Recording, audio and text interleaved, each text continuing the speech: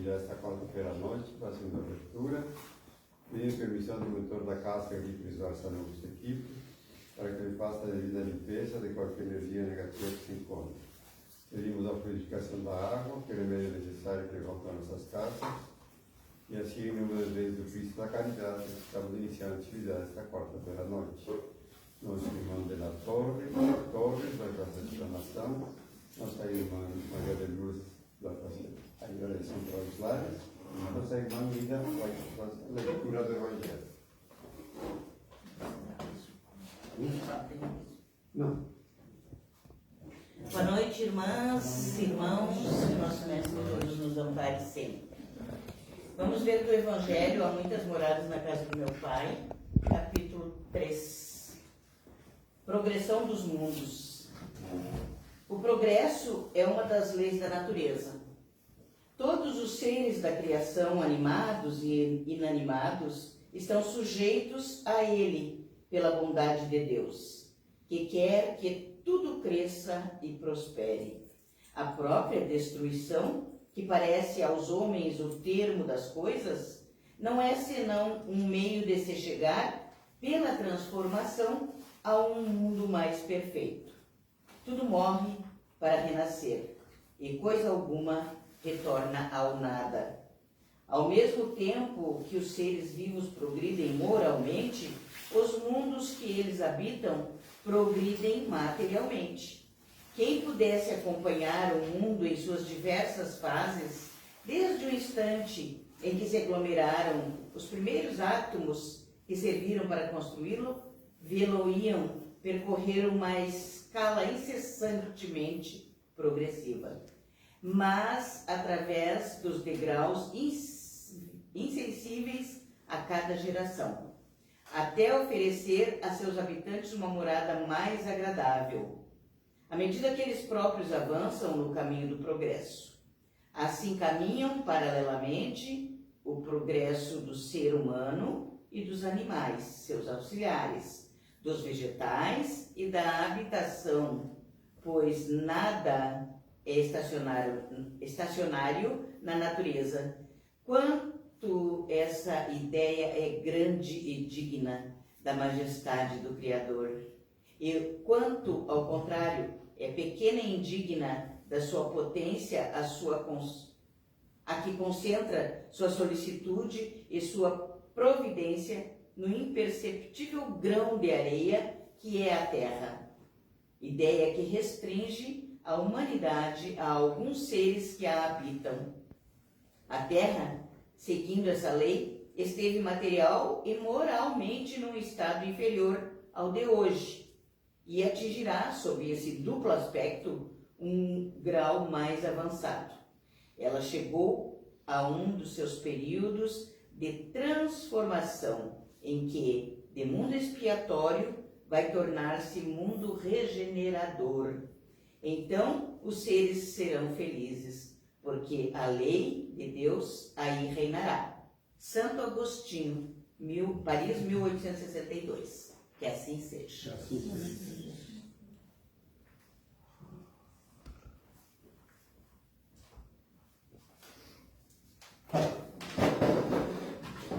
Boa noite a todos. Boa noite. Mais uma vez, estamos juntos para os nossos estudos da doutrina espírita. Espero que todos estejam bem.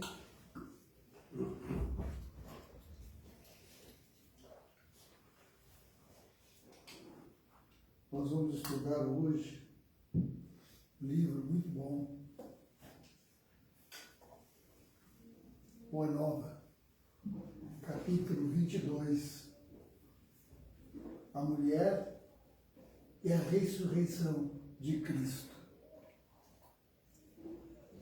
Esse capítulo traz um diálogo entre Jesus e Simão Pedro sobre o tratamento das mulheres, a elevação do papel feminino na nova doutrina e o papel fundamental de Maria Madalena na propagação da Boa Nova, como a primeira a ver Jesus ressuscitado.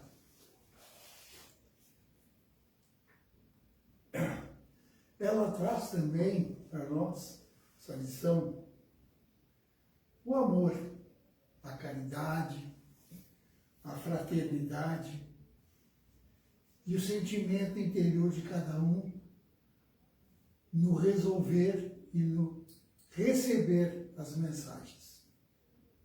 É um texto simples, bem tranquilo, mas de muito fundamento.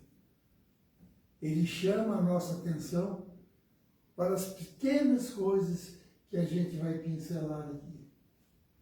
É uma bênção a gente ter a oportunidade de estudar esse capítulo. Como eu já disse, o livro é Boa Nova, foi psicografado por Chico Xavier. O autor espiritual é Humberto de Campos. Diálogo de Jesus com Simão Pedro. As águas do rio Tiberíades se aquietavam mansamente e Simão Pedro remando com Jesus no barco.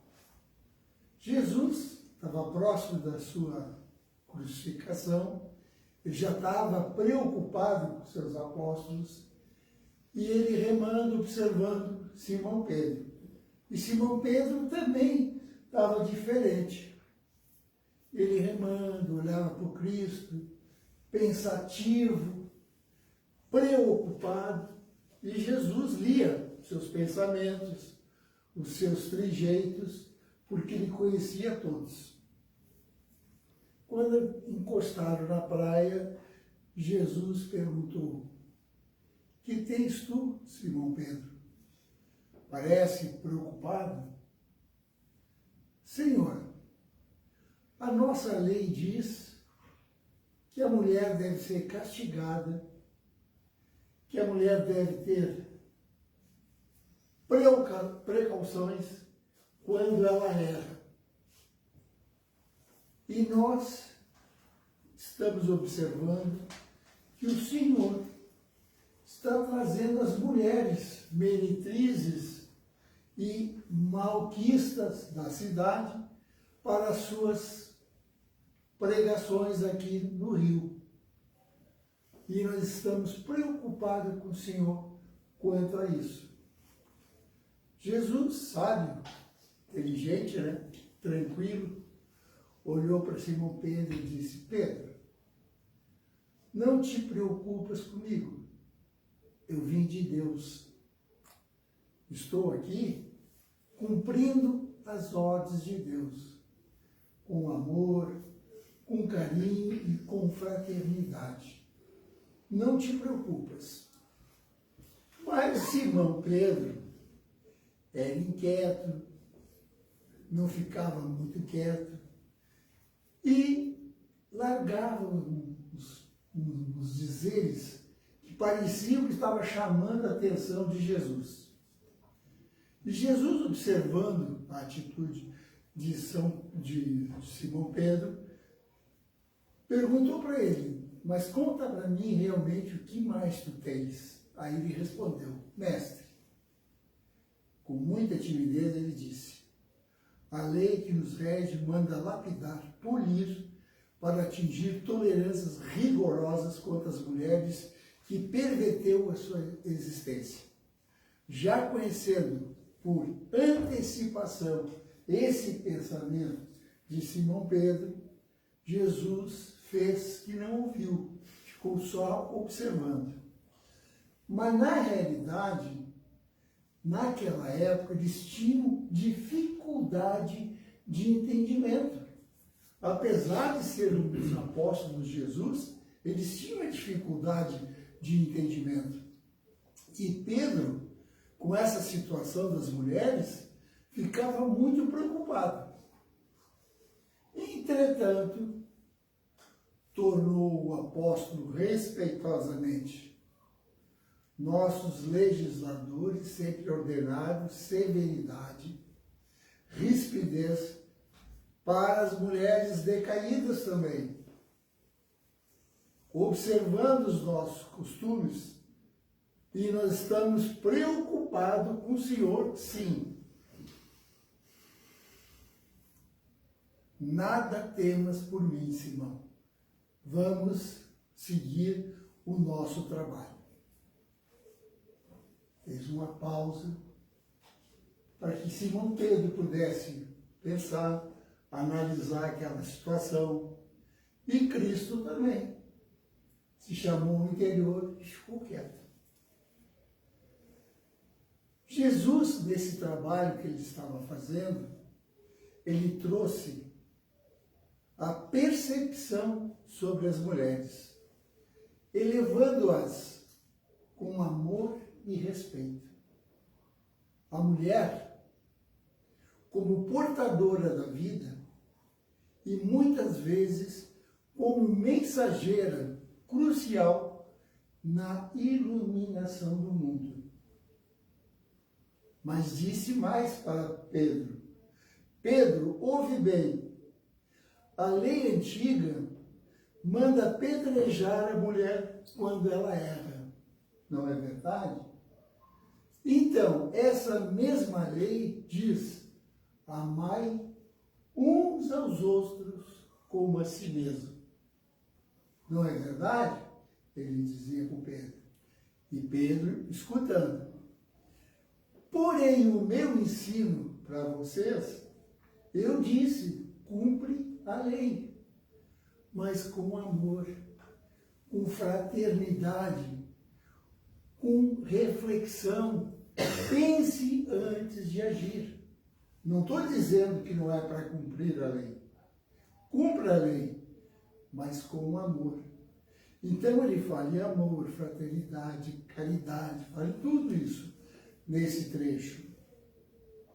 Outra coisa, Pedro, o homem é sempre fraco e a mulher sempre sofre. Simão Pedro, velho pescador, conhecedor do mundo, recebia as explicações de Jesus com um brilho novo nos olhos, como se fora tocado nas fibras mais íntimas do seu coração. As palavras de Jesus são uma revelação divina. Quereis dizer então, Senhor, ele perguntando a Cristo, que a mulher é superior ao homem na missão terrestre? Olha a resposta de Jesus. Uma ou outro são iguais perante a Deus. Não existe diferença, tanto o homem como a mulher, que para Deus todos são iguais. E o homem e a mulher têm um dever e um caminho a trilhar de paz e harmonia. E se a gente pensar nesse caminho, paz e harmonia, o que seria? Formação de uma família, ter os seus filhos, seus parentes, seus amigos, juntos, não separados. Precisamos considerar, todavia, que a mulher, dizendo Cristo, que a mulher recebeu a sagrada missão da vida, tendo avançado no muito mais do que o seu companheiro na estrada do sentimento. Se a gente analisar isso hoje, é verdade, não é verdade? A mãe luta pelo filho, o pai vai embora, a mãe fica com o filho, a mãe sustenta o filho, a mãe da escola, ela tem um sentimento profundo por aquele filho. O pai deixou de tê-lo no momento que foi embora, não é verdade? Então esse sentimento que Jesus transmite a Simão Pedro é de reconhecimento pelo trabalho, pelo amor, pela fraternidade que as mulheres têm. Claro que toda regra tem exceção. Maria Madalena e a Boa Nova. O papel de Maria Madalena, que após a crucificação se torna a primeira a testemunhar a ressurreição de Jesus. Para os cristãos, o que é a ressurreição? Nós sabemos o que é a ressurreição? Por que Jesus passou por todo esse sacrifício na cruz, foi crucificado, judiado. A gente tem esse entendimento? Às vezes a gente tenta pensar que sim, às vezes pensa que não. Mas na realidade, a ressurreição de Jesus tem como uma finalidade central a redenção da salvação da humanidade de seus pecados, demonstrando que a morte foi derrotada e que Jesus realmente é Filho de Deus. É a base da fé cristã. Nós aqui acreditamos nisso e oferecendo a esperança também para uma vida eterna, na possibilidade de reconciliação com Deus e na vitória sobre o pecado.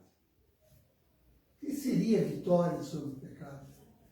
A gente tem consciência do que é certo, o que é errado, não é verdade? Às vezes a gente faz aquela escolha e escolheu errado. Tudo bem, faz parte do contexto. Não vamos repetir o erro. Vamos escolher novamente e procurar acertar, não é verdade? Também a ressurreição traz para nós a esperança da vida eterna. A ressurreição de Jesus garante que aqueles que creem nele também voltarão e terão a vida eterna. Hoje nós, espíritas, não encarnamos, reencarnamos, encarnamos, reencarnamos. Cada reencarnação não é uma evolução, não é um aprendizado. A próxima reencarnação não é uma outra oportunidade para que possamos evoluir? Então esse é o caminho. O acontecimento demonstra que a morte não tem poder final e que os fiéis podem ter a esperança de enfrentar e vencer todos os desafios da vida. E como é que nós podemos ter essa esperança de vencer todos os desafios? Com fé. Porque a fé é amor. Com fraternidade, a fé é a fraternidade. Com caridade, a fé é a caridade. Nós somos responsáveis por nossas escolhas. Nós estamos aqui agora com chuva, tempo ruim, mas estamos aqui fazendo o quê? Buscando conforto espiritual, buscando entendimento e o aprendizado. Esse aprendizado que a gente lê, entende, mas não aplica. Porque nós somos seres humanos ainda. Estamos engatinhando, estamos aprendendo a buscar a essência da coisa, a essência da doutrina. Porque a gente fala e às vezes não cumpre. É o nosso livre-arbítrio, que é normal. As nossas escolhas. Jesus diz mais ainda. Os apóstolos transformados pelo encontro de Jesus, e Jesus já ressuscitado, foram impulsionados a espalhar a mensagem do Evangelho pelo mundo. Por quê? Porque o Evangelho para nós é um dos motivos que Jesus foi crucificado. Ele deixou o Evangelho para nós faz 2025 anos. E 2025 anos estamos buscando a verdade do Evangelho. Estudando, tentando compreender, sendo fraterno. Às vezes a gente tem dúvida, às vezes a gente não concorda, mas se a gente for ler, aprender, raciocinar sobre aquela questão, a gente vai chegar numa conclusão que tudo é perfeito. Que a parte espiritual dentro do Evangelho não tem erro. Tem falta de interpretação, de entendimento nosso, não do Evangelho. Então vamos lá, gente. O nosso Evangelho, como eu sempre digo quando estou aqui, é o nosso pão de cada dia. É o nosso alimento diário. Pegue o hábito, abra o Evangelho todo dia, cada dia uma folhinha. vai chegar um dia que a gente diz, eu já li tudo aquilo lá, não vou ler mais de novo. Não esqueça que cada vez que a gente lê, pega o conhecimento e leva com ele. Tu lendo de novo, tu vai ter mais conhecimento que tu tinha naquela época que tu leu. Tu vai aprender mais. E assim sucessivamente. Esse é o nosso caminho.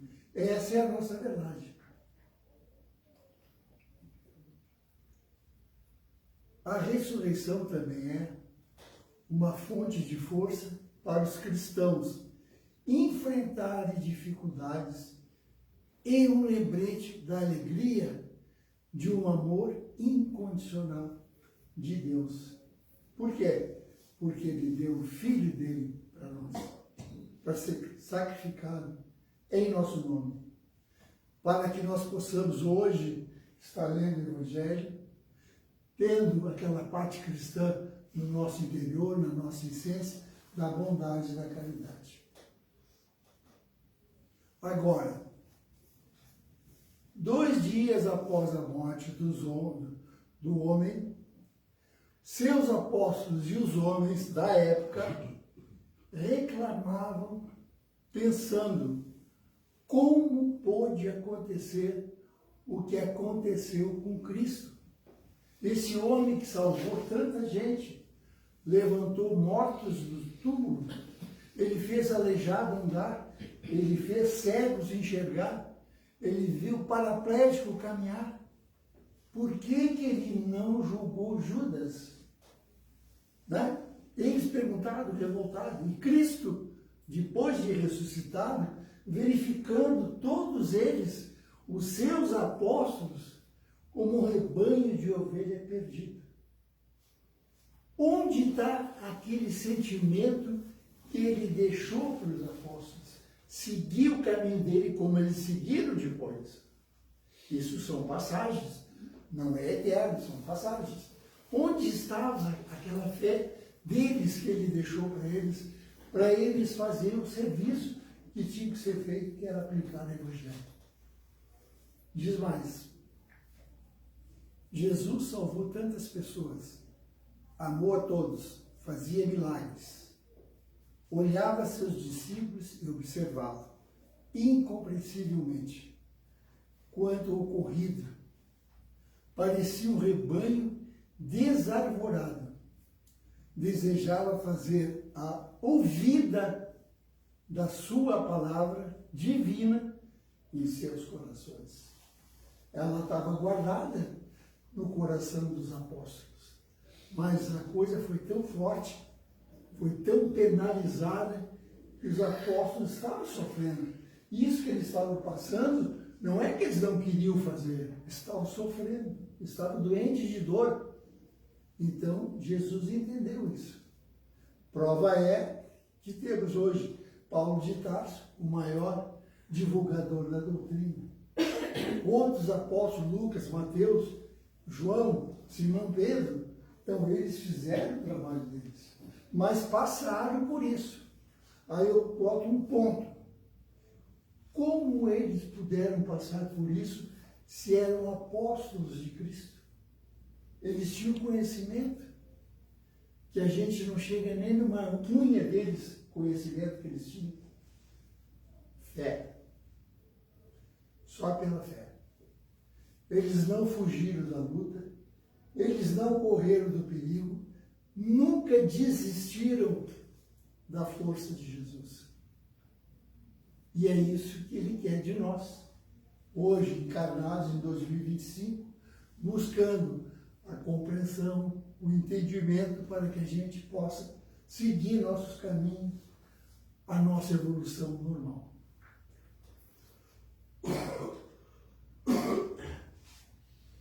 Jesus pensava mais ainda. O raciocínio frágil dos homens, não dos apóstolos, dos homens.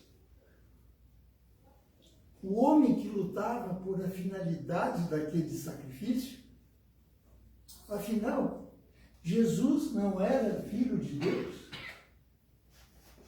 As pessoas não entendiam, não tinham como entender. porque ele tinha muitos fiéis que sempre foram do lado dele. Tinham muitos fiéis que eram mais ou menos. E tinha os fiéis que eram dúvidas, que é normal da natureza. Até hoje existe isso. Mas naquela época ele perguntava, onde está esse sacrifício para esses homens enfrentar uma situação tão delicada como essa? Agora voltamos para a Dona Maria Madalena, os motivos pelos quais ela foi aceita por Jesus para ser a primeira a enxergá-lo depois de ressuscitado.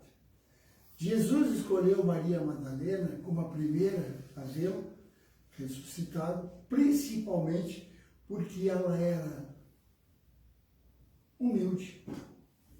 Ela tinha um amor grande e profundo e ela tinha um amor purificado. Eu fui no dicionário procurar o que é o amor purificado. Refere-se a um amor de transcendência, transcende o egoísmo e as imperfeições, especialmente em um contexto espiritual. Olha a profundeza de Maria Madalena. Ela tinha também um amor ardoroso. O que é o amor ardoroso? É um amor de sentimento intenso com muito fervor. Esse amor que eu estou falando, gente, é um amor interno, sentimental, de amar a coisa, a causa. Não é um amor de homem e mulher, de mãe e de filho, de irmão para irmão. É um amor muito mais profundo, puro, que Madalena sentia por Jesus. Porque ela era uma grande pecadora. Ela pecava sempre. Ela foi convertida, uma conversa e um toque só com Cristo. E a partir desse momento, ela virou uma grande cristã. Com esse poder que eu estou lendo para vocês aqui. Não dito por mim, dito pelo Bornal. Então, para ter um amor desses, a gente tem que parar e pensar o tamanho desse amor. E ela tinha. E tem mais, ela tinha uma fé radiosa. Também fui procurar o que era a fé radiosa. É uma fé brilhante, cheia de esperança, e se assemelha a uma luz que ilumina a todos e a conduz. Olha essa fé. Que coisa louca, assim, impressionante. Eu gostaria de sentir um pouquinho só dessa fé, porque a gente deve ir muito longe por ela. Deve ser muito interessante. Então, ela foi escolhida. Também ela foi até o túmulo para se despedir pela última vez dele. Ela achava que ele estava com o corpo lá na sepultura. Mas ao chegar, ela não achou o corpo. Ela já estava saindo quando ouviu a voz, Maria, Maria. Essa eu conheço essa voz. Ela retornou, viu, era Jesus ressuscitado. Ela correu em direção a ele e lhe pediu, não, espera um pouco. Eu não fui ainda a Deus. Eu não subi para ver meu Pai. Me aguarde, eu quero que tu vá e avise a todos os apóstolos que eu ressuscitei, que eu estou aqui de volta. Isso é uma graça enorme. Eu fico imaginando a pessoa, Maria Madalena, eu fico imaginando o espírito dela, eu fico imaginando o interior dessa pessoa, a pureza, porque, olha, amar assim é uma coisa muito difícil, é quase impossível. Só quem tem essa fé radiosa aqui realmente consegue essa grandeza. Chegou no meu horário, eu não vou poder seguir a conclusão aqui, mas eu agradeço a atenção de todos. Espero que sejam abençoados e protegidos e volte aos seus lares melhores que chegaram. Muito obrigado.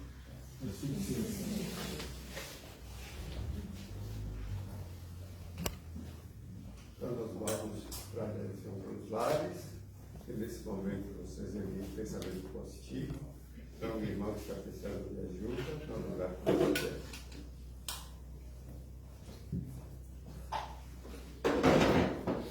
Nesse momento, vamos colocar os pés no chão, cruzados.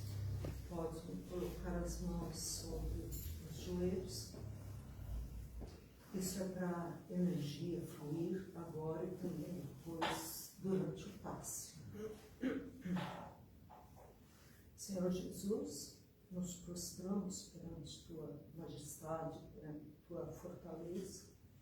Sabemos que tudo que pedirmos em teu nome ao Pai, nós conseguiremos, seremos atendidos.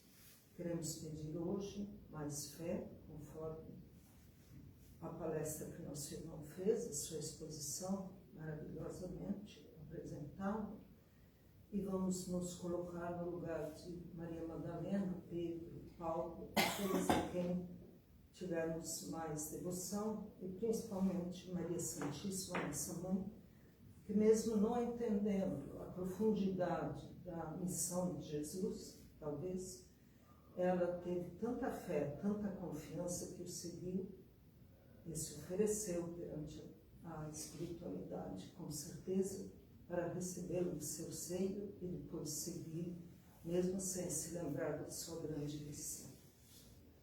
Vamos então fazer a irradiação para nossos lares, ou se alguém quiser, para um irmão doente ou que esteja precisando de alguma força especial, principalmente de fé, muito amor, e, se possível, cura. Entramos pela porta da frente da nossa casa, da casa de quem estamos mentalizando, pode ser um hospital também, e vamos recolhendo em espírito todas as energias negativas que lá houver, e certamente muitas vezes nós mesmos permitimos que fossem colocadas devido à nossa fraqueza, à nossa pequenez. Passamos pela sala, pela cozinha, pelos quartos, principalmente o banheiro, onde tem os fluidos das nossas doenças, muitas vezes, e vamos recolhendo, entregando a Maria Santíssima e aqueles que vêm com ela para limpar o nosso lar. Podemos mentalizar nossos alimentos, a água e até mesmo nossos animais, plantas, tudo aquilo que nos é querido ao coração ou mesmo que nos faça sofrer. Vamos entregar nas mãos da Mãe Santíssima e enviá-los para o mundo astral. E lá, ela certamente vai transformar essas energias negativas em energias positivas, que tomando as cores do arco-íris, serão irradiadas sobre a Terra, sobre o nosso planeta, nosso lar, e tomando essas cores saudáveis, vão se espargindo por sobre a nossa casa, aqueles que lá se encontrarem, em termos de saúde, paz, tirando toda a maledicência, colocando o amor principalmente em nossos dias. Agradecemos a Mãe querida e vamos agora tomar passe, cada um de nós mentalizando aquilo que mais achamos necessário para a nossa própria evolução, a evolução da nossa família. E que assim seja.